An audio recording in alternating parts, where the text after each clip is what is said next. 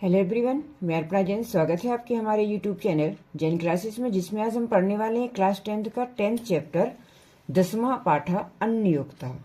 10वां पाठा जो दिया गया है आपको, वो दिया गया है अन्ययुक्तः। अन्ययुक्तः को अगर हम तोड़ दें तो शब्द क्या बन जाएगा? अन्य प्लस उक्तः, है ना। ओ की मात्रा क्या में बदल जाएगी? ऊ में बन जाएगी। शब्द क्या निकल जाएगा? अन्य प्लस उक्तः, मतलब अन्य जो उक्तियां दी गई हैं, है ना। उक्तियों का मतलब क्या बताया हमने आपको? अच्छी वाणी, अच्छे वचन, है ना। तो अन्य और जो आपको सीखने योग्य जो बातें हैं जो रह गई हो चाहे चैप्टरों में, तो वो आपको इस चैप्टर में अन्य उक्तियों के बारे में उन्होंने बताया है। उक्तियों मतलब हमने आपको बताया कि अच्छी बातें जो होती हैं उनको हम बोलते हैं उक्ति।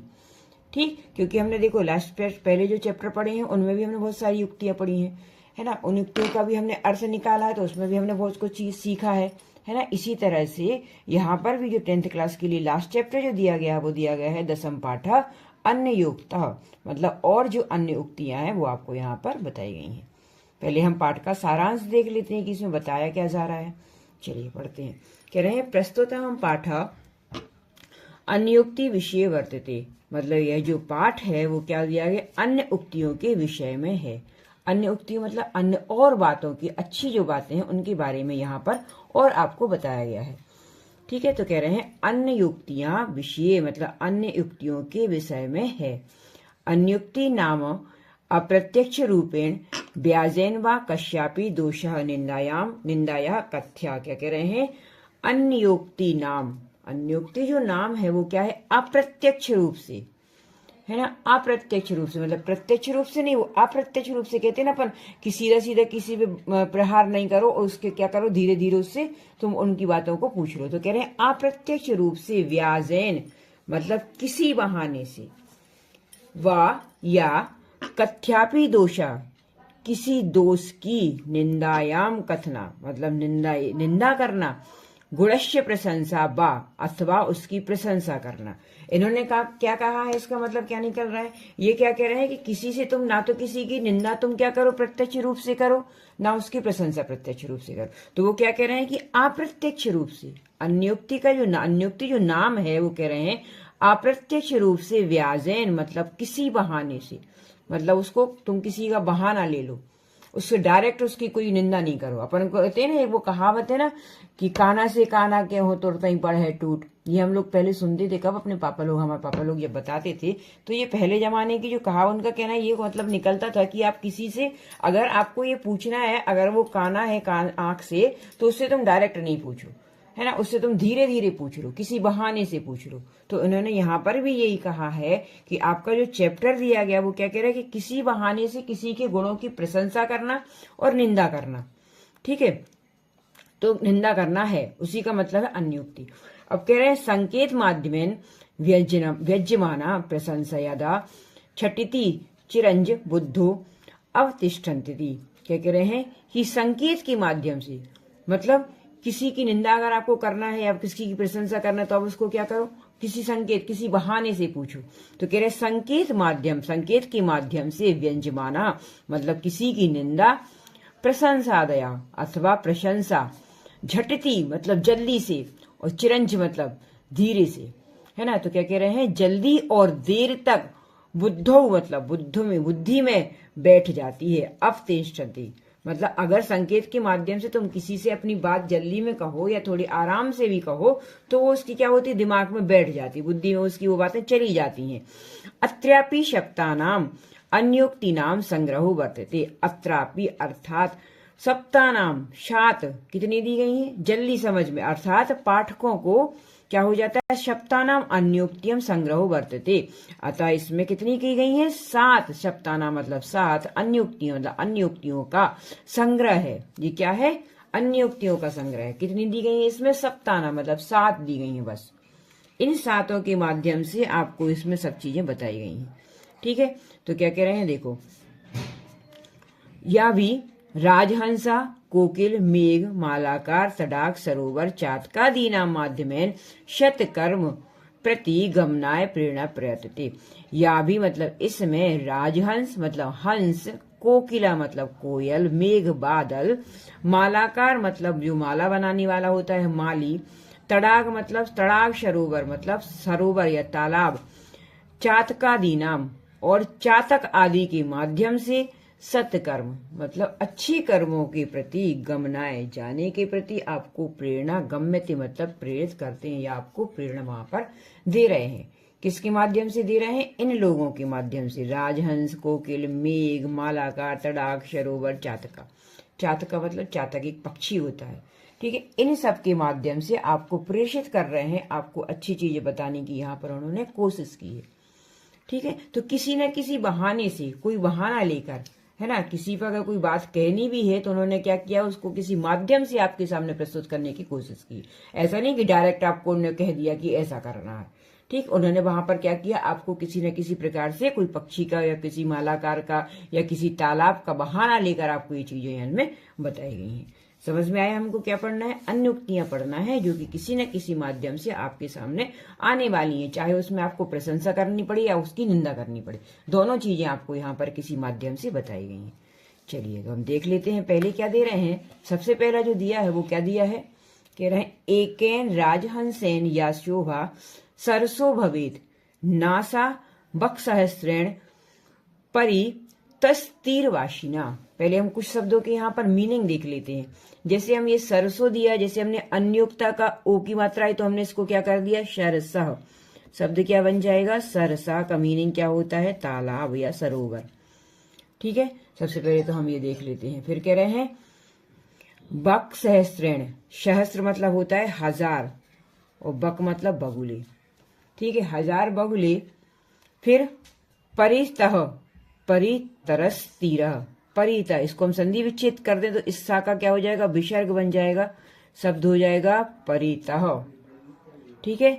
फिर तीरवासिना, तीरवासिना को हम ज्यों कहते हो यहां पर लिख देते हैं, ठीक है। तो समझ में आया क्या क्या? अब हम इसका अर्थ निकाल लेते हैं। पहले हमने कुछ चीजों का अर्थ यहाँ पर देख लिया, अब हम इसका क्या कर ले रहे हैं, इसका अर्थ निकाल ले रहे हैं। तो परिता का मतलब क्या होता है, चारों तरफ, है ना, क्या होता है, ऑल अराउंड, मतलब चारों तरफ जो बात कही गई है उसको बोलते हैं परिता। फिर तीरवासिना मतलब किनारे पर निवास करने वाले या किनारे पर रहने वाले, तटवासी जिनको हम कह सकते हैं, ठीक। चलो अब इसका हम थोड़ा अर्थ देख लेते हैं। तो कह रहे हैं एकेन राजहंसेन, एक राजहंस से, एक, एकेन मतलब एक, राजहंस मतलब हंस जो होता है उसको कहा जाता है राजहंस। तो कह रहे हैं एक राजहंस से शोभा सरसो भवेत, शोभा सरसा मतलब तालाब की होती है ना। क्या कह रहे हैं, किसकी वो होती है, एक राजहंस से, पूरे तालाब की शोभा सिर्फ एक राजहंस से होती है।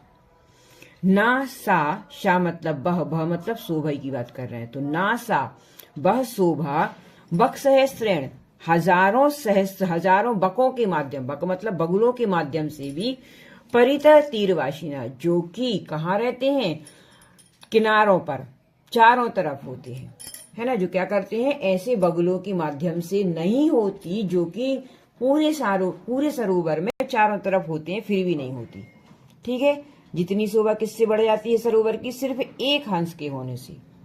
अगर पूरे सरोवर में, सिर्फ तालाब में केवल एक हंस भी है तो वो क्या करता है, पूरे तालाब की शोभा बढ़ा देता है। और चारों तरफ हजारों बक होने पर, बगला होने पर भी उस सरोवर की उतनी शोभा नहीं होती, भले वो उस तालाब पर हमेशा रहते हो, चारों तरफ रहते हो, फिर भी उनकी शोभा वहां पर नहीं बढ़ती। कहने का माध्यम यहाँ पर इनका क्या है, इनका कहने का अर्थ ये निकल रहा है कि अगर एक विद्वान व्यक्ति भी हो तो वो क्या करता है, पूरी जनता को संभाल सकता है। पूरी जनता में शोभायमान कौन होगा, वही व्यक्ति होगा जो कैसा हो, विद्वान हो, है ना, जो समझदार हो, जो अच्छी बातें हमको बता रहा हो। वो क्या करता है, वो पूरे शोभा, पूरे मंडप की शोभा किससे हो जाएगी, उस एक व्यक्ति से हो जाएगी। मान लो हम बात करते हैं, हमारे कोई गुरु आ जाए, कोई आचार्य आ जाए, है ना, और वो स्टेज पर चले जाए और पूरी जनता स्टेज पर चली जाए तो कौन शोभा पाएगा, कौन अच्छा देखेगा वहां पर, वही देखेंगे ना जो हमारे गुरु हैं। तो इनका कहने का मतलब यही है कि पूरे तालाब में भले ही कितने बगलू रहते हो, मगर पूरे तालाब की शोभा कौन दे रहा है, सिर्फ अकेला एक राजहंस दे रहा है, ठीक है। अब देखो अन्वय देखना, अन्वय इस बार 10th क्लास में आपको आना है, इसीलिए अन्वय आप देख के जाओगे बहुत अच्छे से, ठीक है। अन्वय देख लेते हम पहले, देख जैसा हमने हिंदी में बोला बिल्कुल वैसा अन्वय आपको यहाँ पे बता दे रहे, सिर्फ शब्द कौन से रहेंगे, ये वाले, ठीक है। चलो देख लेते हैं हम क्या कह रहे हैं। कह रहे हैं एकेन राजहंसेन, एक राजहंस, हमने बताया ना आपको कि एक राजहंस से, तो एकेन राजहंस, इसको हम पढ़ रहे, देखो एक राजहंस सरोवर की शोभा को बढ़ा देता है या होता है, ठीक है। वह शोभा, सा जो आया वो क्या के लिए आया, वह मतलब शोभा के लिए।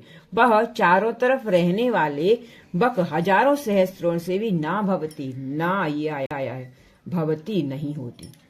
बिल्कुल जैसा हमने पढ़ा बिल्कुल वैसा आपको अन्वय करना है, ठीक है। अब अर्थ देख लेते हैं।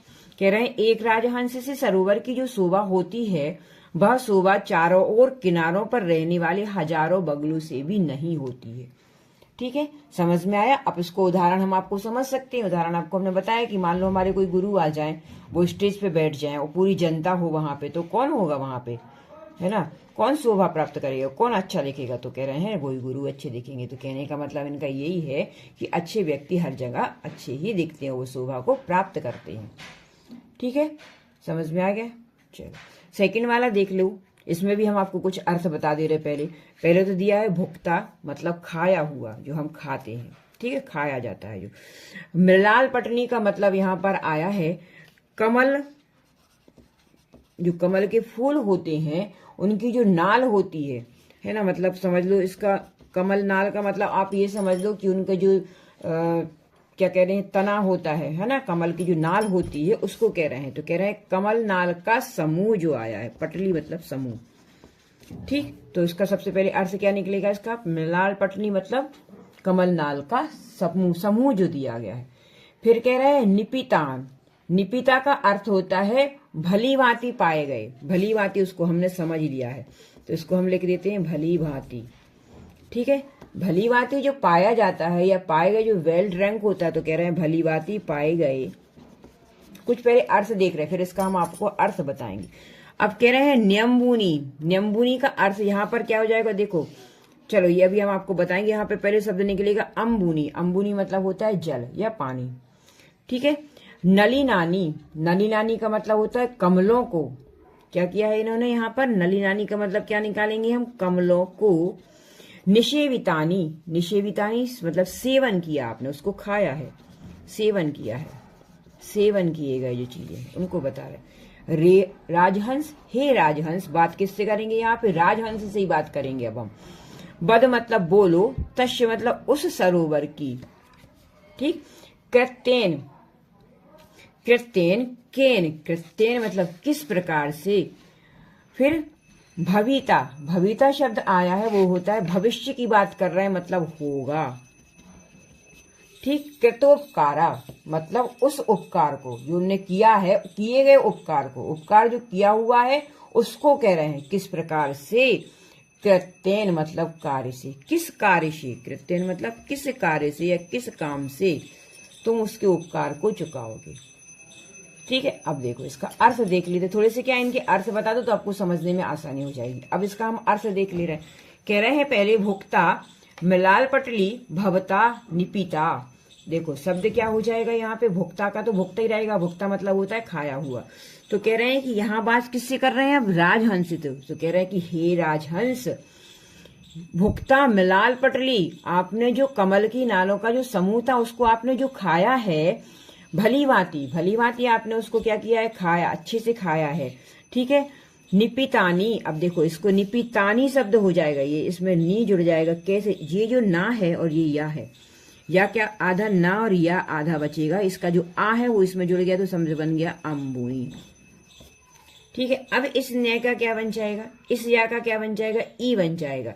तो ये कैसा हो जाएगा, छोटी ई की मात्रा लग जाएगी और ये हट जाएगा, तो यहाँ पे शब्द बन जाएगा निपितानी, ठीक है। निपितानी मतलब अच्छी तरह से, भली भांति। फिर अम्बुनी, अम्बुनी का मतलब क्या है, जल, और आपने क्या किया है, उसके जल को भली भांति पिया है। यत्र मतलब यहाँ, कह रहे हैं जहां आपने क्या किया है, कमल नाल की समूहों को खाया है, और निपित अम्बुनानी मतलब उसके जल को, उसी सरोवर के जल को भली भांति आपके द्वारा पिया गया है। नलिनानी मतलब कमलों का सेवन किया गया है, मतलब आपने उसके कमलों को भी खाया है, उसका भी सेवन किया है। तो कह रहे हैं कि हे राजहंस, तब कह रहे हैं कि हे राजहंस, बद बोलो, तस्य सरोवरस्य, उस सरोवर का, उस सरोवर के, कृत्येन मतलब कार्यों, उस सरोवर का जो उपकार है, कृतोपकार यहाँ से आ जाएगा। तो कह रहे हैं उस सरोवर का किया गया जो उपकार है, कह रहे हैं किस मतलब केन मतलब किस, कृत्येन मतलब कार्य से, भविष्यति भविताशी मतलब चुकाओगे, किस प्रकार से उसके कार्य को चुकाओगे। मतलब उसने तुम्हारे ऊपर जो उपकार किया है सरोवर ने या तालाब ने, तो कह रहे हैं कि हे राजहंस तुम उस तालाब के उपकार को किस प्रकार से चुकाओगे।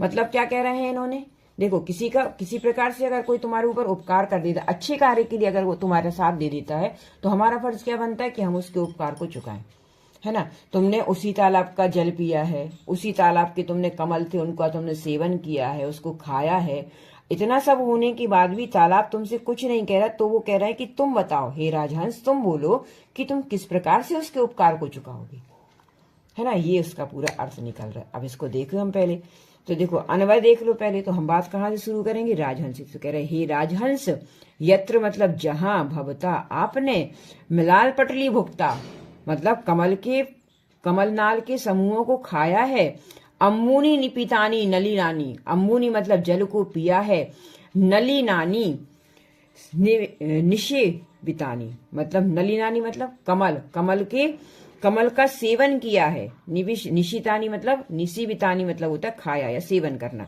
बद बोलो, तस्य सरोवरस्य उस सरोवर के, कृतोपकारा उस सरोवर के किए गए उपकार को, केन किस, कृत्येन किस कार्य से, भवितासी भवितासी मतलब चुकाओगे। इसको अगर हम इसकी संधि विच्छेद कर दें भवितासी की, तो शब्द क्या निकाल जाएगा, पहले तो निकलेगा भविता, फिर इसमें आ की मात्रा लगी है तो मतलब इसमें 2 आ की मात्राएं लगी हैं, ठीक है। तो हम इसको क्या कर देंगे, भविता निकल गया, फिर असी शब्द बचे यहाँ पर, तो शब्द बन जाएगा भविता अशी मतलब आप किस प्रकार से चुकाओगे। समझ में आया। अन्वय का मीनिंग क्या है, जो आप हिंदी में बोल रहे हो उन्हीं संस्कृत शब्दों को आप यहां से ढूंढ के लिख दो। तो हम चालू कहां से करेंगे, हे राजहंस, हे राजहंस, यत्र मतलब जहां, भवता आपने, मिलाल पटली भुक्ता मतलब कमलनाल के समूहों को खाया है, अम्बुनी निपितानी नलिनानी, अम्बुनी मतलब जल को, निपितानी मतलब पिया है, फिर नलिनानी निषेवितानी मतलब कमल को सेवन किया है, कमलों का सेवन किया है। तो बोलो, अब राजहंस से तुमने पहले निकाल लिया, तो कह रहे बोलो तस्य सरोवर उस सरोवर का, कृत्येन कियन मतलब किस प्रकार से या किस कार्य से, कृतोपकारा किए गए उपकार को किस प्रकार से चुकाओगे। ठीक है, ये इसका अर्थ निकल रहा है। इसका अर्थ देख लो क्या कह रहे हैं। तो क्या कह रहे हैं कि हे राजहंस, जहां आपने कमलनाल के समूहों को खाया है, जल को भली भांति पिया है, कमलों का सेवन किया है, बोलो उस सरोवर का किया गया उपकार किस कार्य से चुकाओगे या किस प्रकार से उसको तुम चुकाओगे। ये इसका अर्थ निकल रहा है ना। देखो अर्थ आप समझ लो, बस आप अर्थ समझ लोगे तो आपसे सब कुछ बन जाएगा। इसीलिए हम आपको अभी यहाँ पर क्या कर रहे हैं, शब्दों के अर्थ बता रहे हैं साथ में, ताकि आपको ये समझ में आ जाए। ठीक है, इससे ज्यादा अगर हम आपको बताएंगे वीडियो में तो आप डिस्टर्ब हो जाओगे, थोड़ा समझ में ही पाओगे। तो इसके लिए हम इसको यहीं खत्म करते हैं। नेक्स्ट वीडियो में हम आपके इसके आगे का देखते हैं क्या आ रहा है। ठीक है, चलिए वीडियो अच्छा लगा हो तो लाइक शेयर और सब्सक्राइब जरूर करें। Thank you.